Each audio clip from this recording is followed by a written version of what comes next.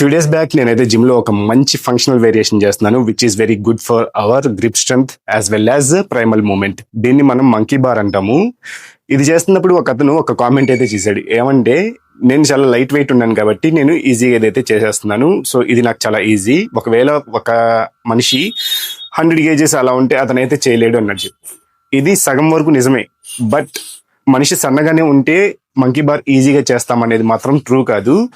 మీకు మీడియం లెవెల్లో grip strength ఉంటే మాత్రమే మీరు ఎంత ఈజీగా గ్రిప్ అయితే పట్టుకోగలరు. లేకపోతే చాలా మంది గబగబా చేసుకుంటూ వెళ్ళిపోతారు. ఎందుకంటే they are not able to hold the grip properly. And రెండో విషయం, ఇలాగే అనుకుంటే కనుక సన్నగా ఉన్నవాడు ఈ మంకీ బార్స్ చేసేస్తాడు అనుకుంటే he should be able to do pull-ups.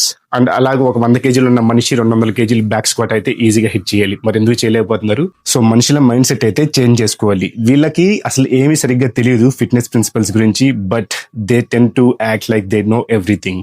Grip strength improve చేసుకోవాలనుకుంటే డెడ్ హ్యాంగ్స్ అయితే స్టార్ట్ చేయండి. డెడ్ హ్యాంగ్స్ తర్వాత స్లోగా ఈ మంకీ బార్ ని 2 hands తో అడ్జస్ట్ చేసుకుని కోఆర్డినేట్ చేసుకోండి. దాని తర్వాత ఇలాగా సింగిల్ హ్యాండెడ్ గా గ్రిప్ హోల్డ్స్ చేసుకుంటూ మంకీ బార్ వేరియేషన్స్ అయితే చేసుకోండి. ఖచ్చితంగా మీ గ్రిప్ స్ట్రెంత్ బాగా ఇంప్రూవ్ అవుతుంది.